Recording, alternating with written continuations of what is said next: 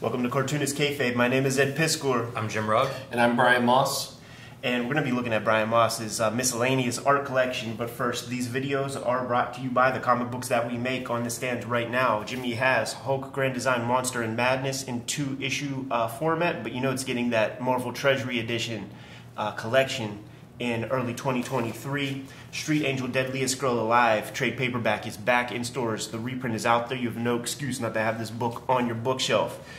B. Moss, who is kindly enough to hook us up with this tremendous art collection, has a couple of things out there that you need to get your hands on, man. Outer Heaven, #1.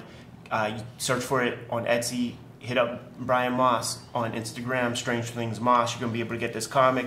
Or Eightfold Path from Abrams. Brian illustrated this book, and it is fantastic. Red Room Trigger Warnings, Red Room The Antisocial Network, trade paperbacks are in stores as we speak, both completely self-contained. So if you see an issue, grab an issue. You see a book, grab a book. You're going to get a full experience. And now that we're done paying the bills, let's lead off with this James O'Barr piece. 2007, Catwoman, Snowball's Catland. What does that mean, man? Right. It's almost like, remember when Gary Panter was soliciting, you give him 3 words, he's going to draw you something fly.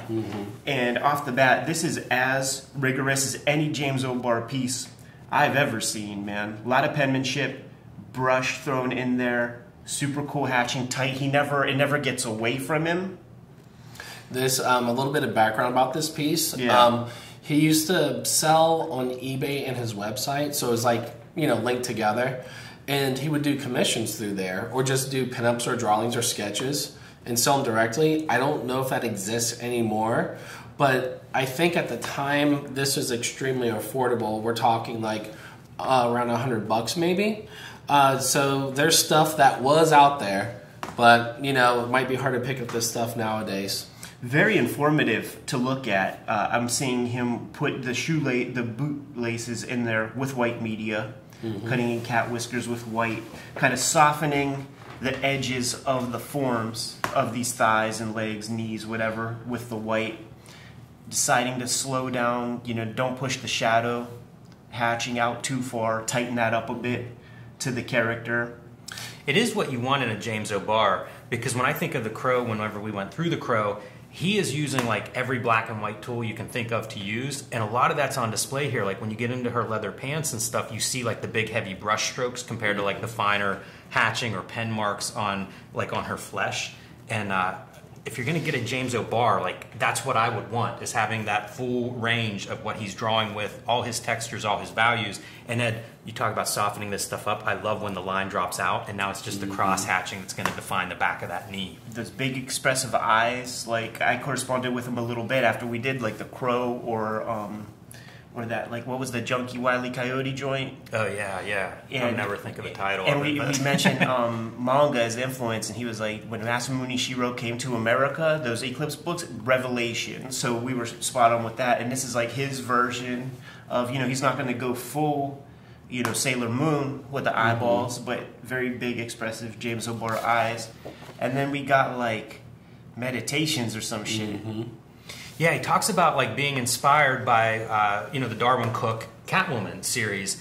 And man, I see this and I think like, how does no mainstream editor hire him for covers or something? If he's interested in it and this is what he's capable of drawing, how does that guy not have some patron at one of these companies? I mean, like, let him do some Catwoman covers. You see this? Yeah, I just saw the name Joan Jett in there. So, you know, he would use real people, you know, Iggy Pop for The Crow and stuff. Exactly. Little Joan Jett inspiration with the character here. Let's keep things rocking because we got some shit to look at, man. Yeah. So Noah Van Sciver spent a little time in Columbus. What are you about to say to me? Oh yeah, you're good, bro. So you know, it's like Noah moved to town. And then we became amicable. He like lived in my building. Remember when we went to show up at his crib? Yeah. When you were like, "Where's my shit?" He was real scared. Man. Ed came to Columbus and shook him real quick. Wanted a drawing out of him. Noah ran back in. But you know, we love him. That's our brother. So like, what this is from actually is my birthday. So this year, that year, I don't even know if it's dated. 2017. Thank you. Yeah. So that was like what? 5 years, so I was like 36, 30, you know, 35, 36. And so this is actually a character that I'm working on for my next graphic novel, hopefully, Rita's Dream. And so Noah obviously nailed it with my lookalike. You know, he got some Laserdisc in there, all the Mossy tropes, yeah, some IPAs, yeah, all the Mossy tropes. The great thing about this is because it's like so personal and so cool that like I've actually never showed it publicly, so I'm like honored to show this today. You know, because this actually, I would say to see Noah do this, it kind of shows his ability, like how far he could push it. And this is very not Noah, so to see him actually paint. You can see that, like, his background and his skills. It's pretty impressive. This reminds me, man, because I remember that studio and when you guys lived in that building. And I actually have an apology to make, man, because I didn't realize. I would apologize off the bat if I was in the spot and recognized it. But I bumped into one of your canvases, and I had oil paint on my pants, man. I'm sorry that I got your paint on you, dude. I'm sorry that I fucked up one of your paintings, man. It's all good. It's all good. Because, like, it was on the ride home, and I'm like, what? And I'm like, oh, no, I touched one of his canvases. What did I do? Yeah, no, I didn't even notice, bro. It's a nice thing with getting these one-off pieces from artists because you do have a chance then, like, oh, yeah, no, try something different here. Yeah. That always makes these kind of pieces really cool, you know, like from a collector standpoint. And if, just to resolve this one, if you guys check out, I think his Blammo 9, he documented his time in Columbus, so you'll connect this to that. That's cool. That's fun. It's like a little Jaime piece, man. 2019. Whenever Jaime shows up at a con or something, you know, the weekend before or whatever, he'll draw 5-10 pieces on a piece of paper like this. You know, some heavy Bristol. It'll be the Hallmark characters. You know, it'll be Hopi, Maggie, Rand Race, Penny Century, like the ones that you want to see at Izzy Rubin's or two. And it is no different than any piece of art on any of his comic pages. The same thought level and the same dedication and the same delicacy in terms of where he's putting those lines, the sensitivity of where he's choosing to put those lines. It's all in here, and you could see it. Like when you get that Jaime Hernandez studio edition, and you see the toil that he goes through when he's putting that figure together. He's not one of those dudes that draws a rough, draws a pencil, and then inks it. He meditates on it for a while, man. He'll do his pencils and let it be, let it marinate, come back to them, look at it with fresh eyes, adjust things. So you could see that breast line a little too far out. You know, he decided to pull it in a bit. You could see that a little bit on the thighs. And that's the shit I liked in that artist edition, where it would be like a Maggie thigh.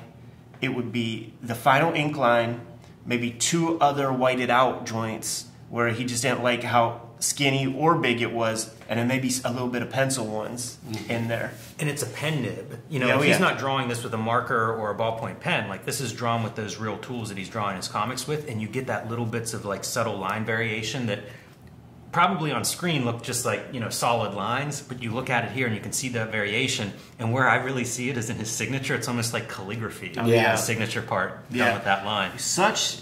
like the line, there's a Schultz component. It's so organic, and like you said, like from this distance, from the camera, it's so precise, right? It tightens up. But you can feel the organicness and how the back of that knee, how it like flattens out. It gets a little fat dab.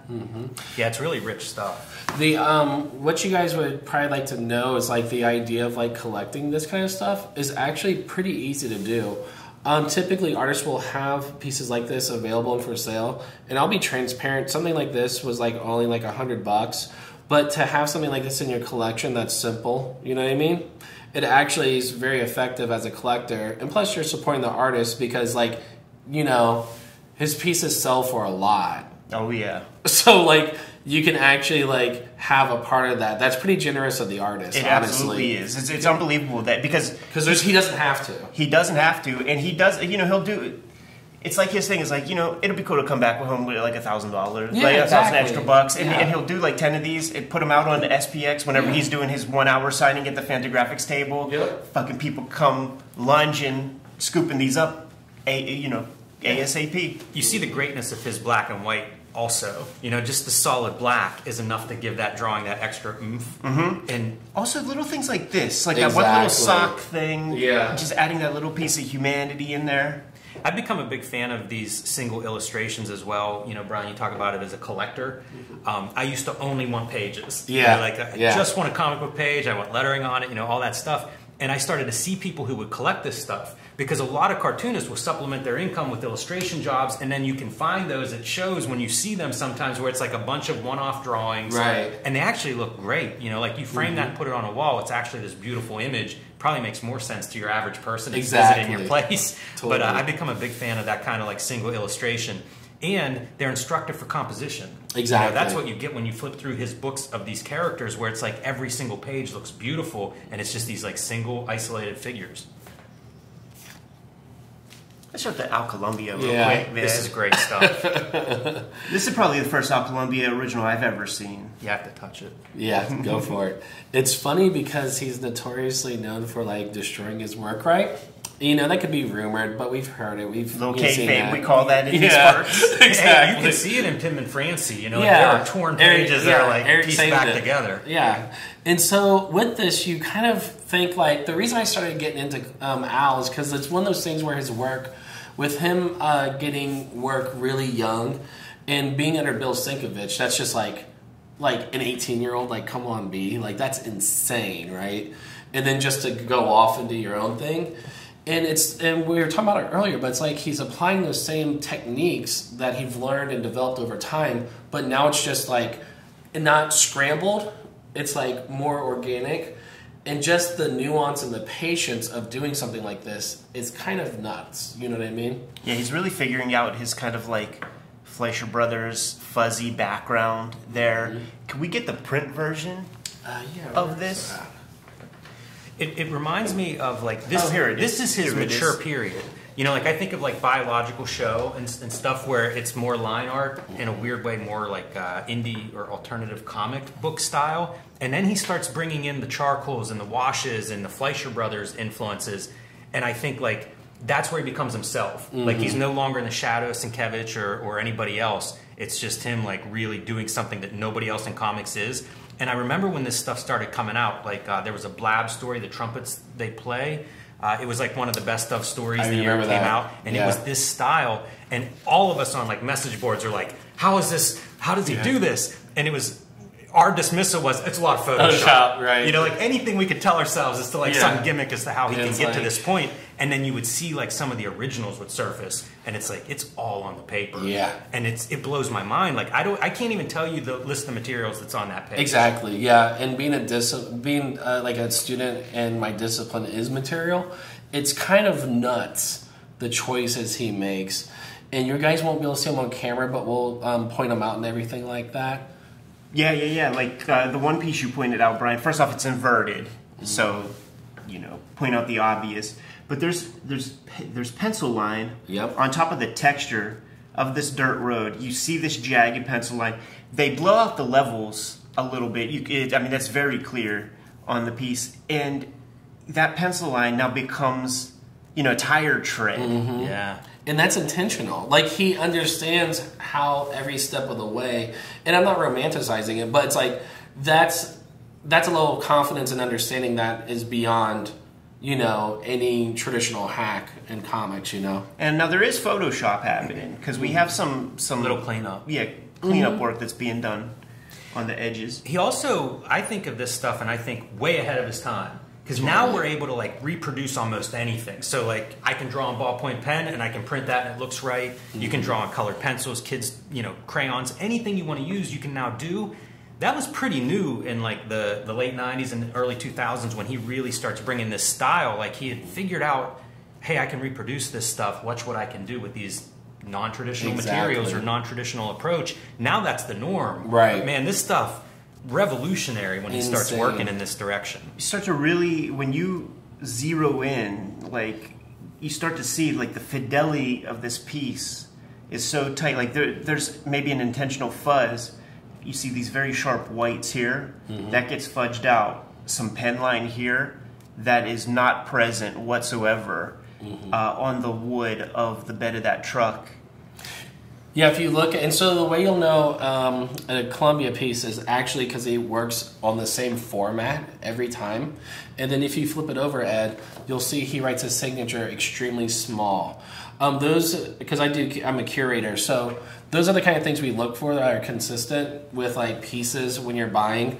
A lot of times, what you guys could do, you'll be surprised. I actually bought this off of eBay, which you would be surprised that there's still stuff out there. So especially, I mean, this is a cover to a book. Like, exactly. This is a prime piece. Yeah. That's amazing stuff. And I would recommend anybody watching this, if you're unfamiliar with Al Columbia, we do have a video on Al Columbia on the channel where we get into like Pim and Francie, where you see even more of this range of use of materials and styles. So check that one out if you're not familiar with Al Columbia. Celebrate Dave Cooper a little bit, man. Love Friend Dave of the show, Cooper. did a shooter interview with the man on the channel. He's another guy that works in a lot of materials and a lot of different styles, and it's great to see his like working out like a sketch page where you're seeing some of those cartoon forms come to life. Mm-hmm. Another style, yeah, that's what I was just going to point out, the cars. Mm-hmm. Signature stuff. 2017, man. Super cool piece. Got a couple Chris Bachalos. Is that what we're looking at here? Yep. Ghost Rider Annual 1, page 25. Paste up lettering, some paste ups on the monitors. Some of it fell off. Yeah. I love seeing the pencil of these faces and stuff like underneath. You know, like his original intention was to have this character pushed over there more. Love the Ghost Rider figures, really awesome there. Love the flame. Like Yeah. the close up of seeing him do that, some dry brush, and then get in there with like white splatter. Yeah, it's so iconic. With the paste up lettering, it's not Janice Chang, so she's not doing the job. But with the paste up, it's probably someone in New York, perhaps a bullpenner. Chris Bachalo's like Orange County, West Coast dude. Mm-hmm. So in the spirit of saving time, he's probably drawing his whole shit, sending it to the bullpen to have the final pieces done to it. And this is that early Bachalo. It's probably after Sandman and some of that Vertigo stuff. Yep. Pre-Generation X, when he really starts to get cleaned up. You know, he made a lot of sense for Vertigo when he's like more rough around the edges and things. And then when Mark Buckingham starts inking him, not quite sure if this is a Buckingham yeah, ink it's a job, Buckingham ink. but it becomes More polished. yeah, more of a J. Scott mainstream. Campbell influence, you know, Yeah. Joe Mad influence. It makes sense that he would be a part of that cliffhanger imprint. The interesting thing is, like, you can just see the evolution. It's cool that these are beside each other at this point, because I think the difference is probably like 5 years. And it may not seem like much because he's using a lot of the same techniques that he's used, you know, previously. That's because it's effective. But a lot of it's like pushed further with like things where it's like blown up really close. Xerox yeah, exactly. Versus there to there, right? It's more narrative. This is like, okay, let's bring it fully to form. You know, more confident. Using this, pasting it up right there. Mm-hmm. Actually, it's so weird. Like, it might be like a light box piece. Yeah. Like it's. I think it's inked twice. I don't feel it pasted up there. Yeah, the nose shadow, a little bit of variation on a couple of the small details of the mouth, just slightly different. That was fucking 1990s, man, with this texture. Yeah. What are you guys were so doing to us? addicted to it. that was in a lot of that Kelly Jones, Terry Beatty shit. Like, what is that? Yeah, it's funny to think of who's looking at each other at different time periods. Yeah. Bachalo is so prolific. You know, like, I didn't even know about this Ghost Rider annual. You were talking about a few of the Marvel annuals that he did. Mm-hmm. I always say, like, we're the first Kayfabe effect. You know, like, this is some stuff that I plan to track down before we make this video live. Yeah, totally. But it's great to find this stuff. And this is my favorite period of him. Yeah. Because he does go through very different stylistic, you know, forms in his career. And I feel like this is a sweet spot. And it might just be this is when I first encountered his work. So that's what I gravitate towards. But it's cool to find, like, new stuff. And especially the annuals are nice because it's a big chunk. Yeah, exactly. This was such a specific era, too, because I remember going to the Pittsburgh Comic-Con and guys who would do these monthly books, they would have their whole portfolio full of, like, whole issues worth of stuff, and you could see the tricks that they would use to turn out 22 pages in a month. Like, exactly. You know, blow something up real big. That was such a trace part some of the shit. game. Like, how do you make it still look good and exciting, but have those tricks. You know, it's almost like figuring out new ways to do those tricks. I was watching a wrestling documentary and they were talking about that. You know, the guys who, it's being creative. You know, in that, especially with a monthly book, like a 60-year history of doing this, what can you bring to it that is time effective, but also something new and that looks good? And I think he did that because he did Gen X monthly for a couple years. Oh yeah. Let's jump to animation real quick, man. A little Satoshi Kon conversation we could have, man. Perfect Blue piece. So I got that as a gift a couple of years ago. Well, actually, no, last year. And so Satoshi Kon's like my favorite Japanese creator in general, you know, and so very heavy, very inspirational for me. So this is like one of those personal pieces for me to have like a part of that. Because like Ed, you have an Akira cell, and it's just like, it's not, you can't get it, it's just not available. So if there's something that you're really passionate about, like, you know, take that dice roll, take that gamble. Perfect Blue is a perfect movie, man. Anybody, you know, if people dismiss anime, you put that one on for them, and they're on board. This is like right mid fucking we know that psychotic breakdown, man. Right. And I always like this thing. Ralph Bakshi hooked us up with some stuff, man, and he did the same deal where it hooked us up with a color Xerox of the background piece, so that it works as a whole unit. One thing that I really dig about this acetate is that you get more than you need. And here are the aims, you know, hole punch things. Perhaps it's because this is a theatrical release, so you need that space for, you know, characters to be able to stretch a bit. Brian, you mentioned Satoshi Kon being one of your favorite anime directors. Can you talk about the qualities in his work that you connect to? Yeah, so it's pretty funny because he's like this non-linear narrative storyteller.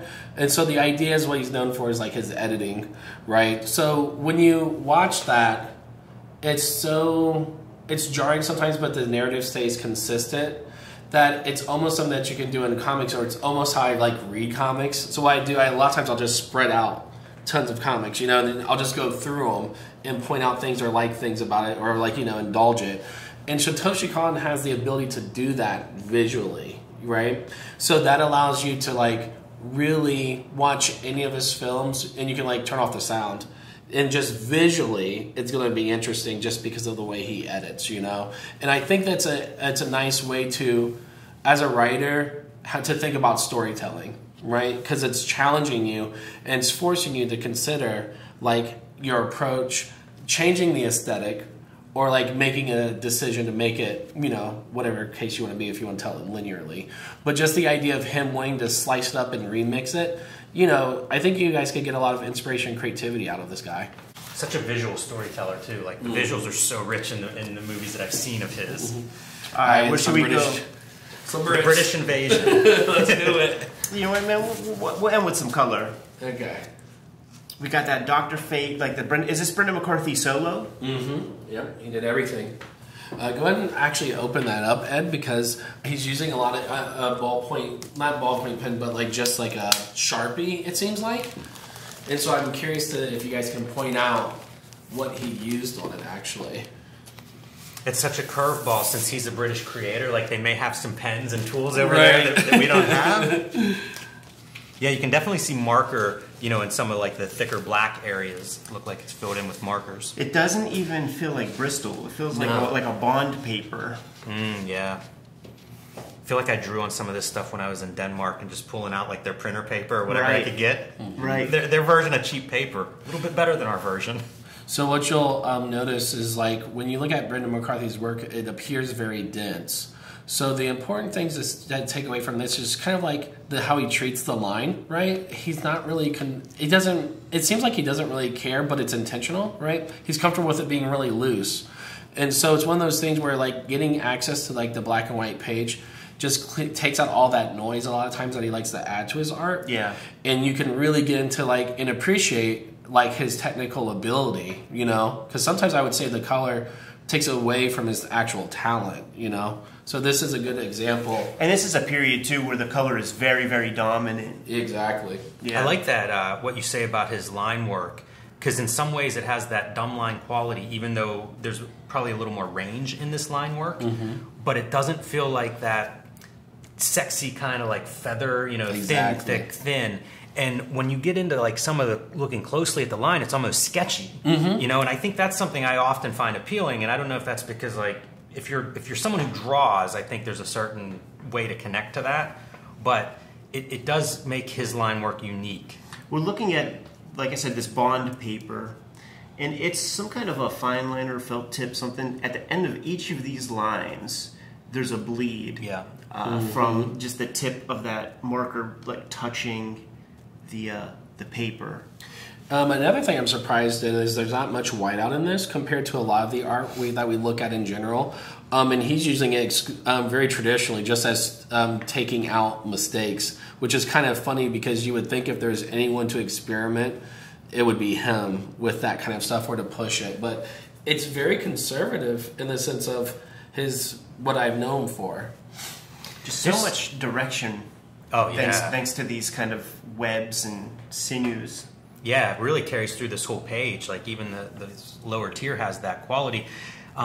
Erased pencil, or is this like a printout, do you think, Yeah, of like I'm a not light sure. pencils underneath there? But you can see it once you start looking. It's like a second layer of drawing, and it's strange where the line work is, that remnant of pencil, where that's at. The reflection of this creature in his mask, absolute beautiful drawing. Yeah, that's like something that I'm not confident enough to do at all. Right. I'm like, because mine would just look like a penis on there. So it's like, Yeah, it's really bold, and he does it by making a lighter line for Yeah.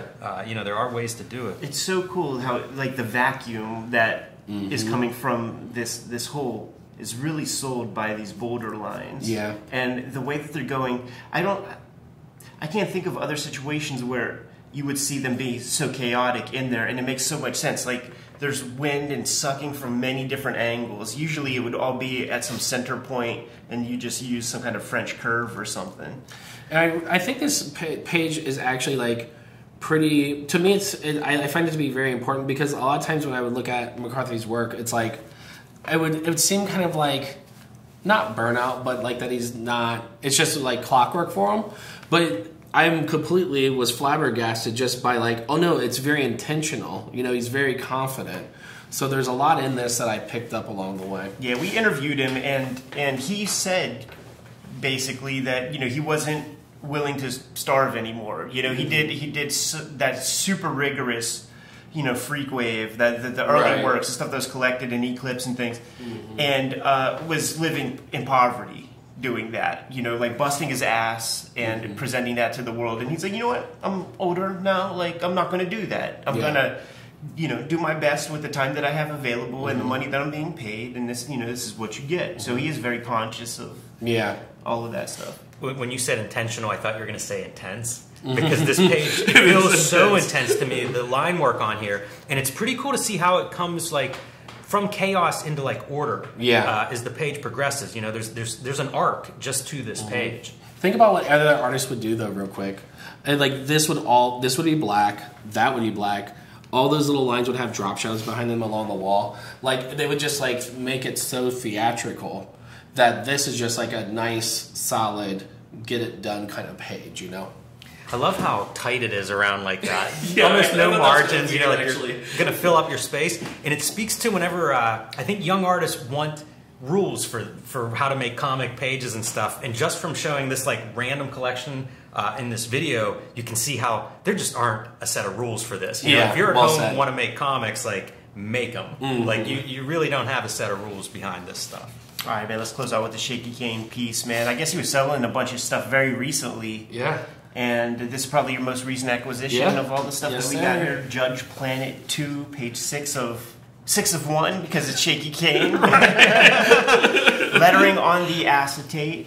Man, good page. Yeah. Brian, it's the distorted figure. What a cool like 2/3 splash.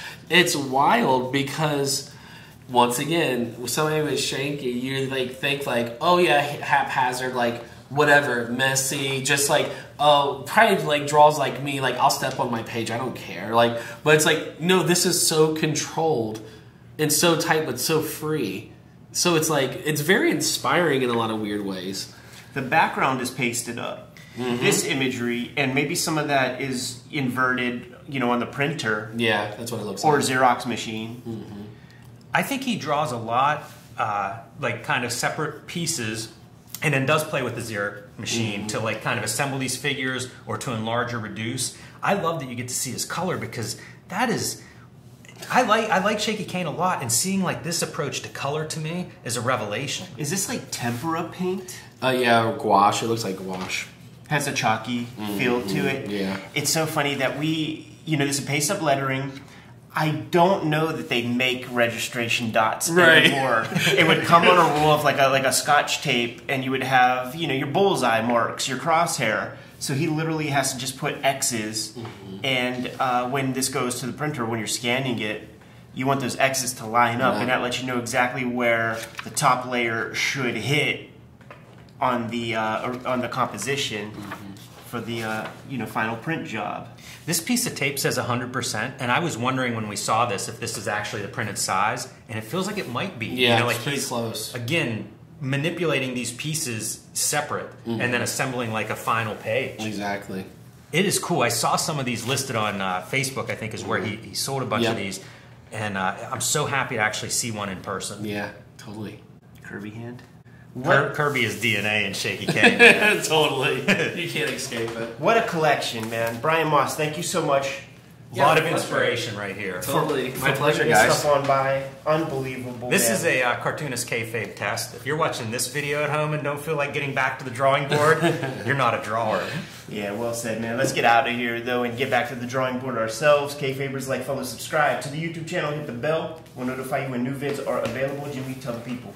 Hulk Grand Design, Monster Madness, in comic shops right now. 2 40-page issues telling the entire history of the Incredible Hulk. And the oversized Treasury Edition will be out in stores in January 2023. So pre-order that now wherever you get books so they know how many to print. And hopefully so that they'll make more grand designs. Street Angel, Deadliest Girl Alive is back in print from Image Comics. 8 complete stories, full color. And it was out of print for almost a year. So pick that one up. It'll make a great Christmas gift for you or the action comic fan in your life. And join me on patreon.com/JimRugg, where you can see a lot more of my comics and download some of my out-of-print comics and mini-comics. B. Moss, what do you have, man? We got Eightfold Path, and we have Outer Heaven. Eightfold Path you can get anywhere in stores. Also order on Amazon. Outer Heaven, you got to come to me for that.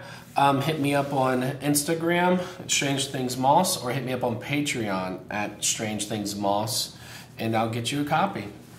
Red Room, the Antisocial Network. Red Room Trigger Warnings, Murder on the Dark Web for Fun and Profit is the name of the game. Each of these books completely self-contained, so it doesn't matter which one you see first. Scoop it up, give it a shot, you dig it, grab the other one. I am serializing new Red Room comics on my Patreon before they hit paper. $3 get you the archive there. That's all the material in the trade paperbacks and these new strips every Tuesday. $3 is all it costs. Hit up my link tree. You'll be able to get to all of that stuff. Jimmy, what else, man? Subscribe to the Cartoonist Kayfabe e-newsletter at the links below this video. You can also find Cartoonist Kayfabe t-shirts, hats, mugs, all kinds of good stuff at our spread shop, also in the links below this video. Another good way to support the Cartoonist Kayfabe channel. Given those marching orders, we'll be on our way. Make more comics.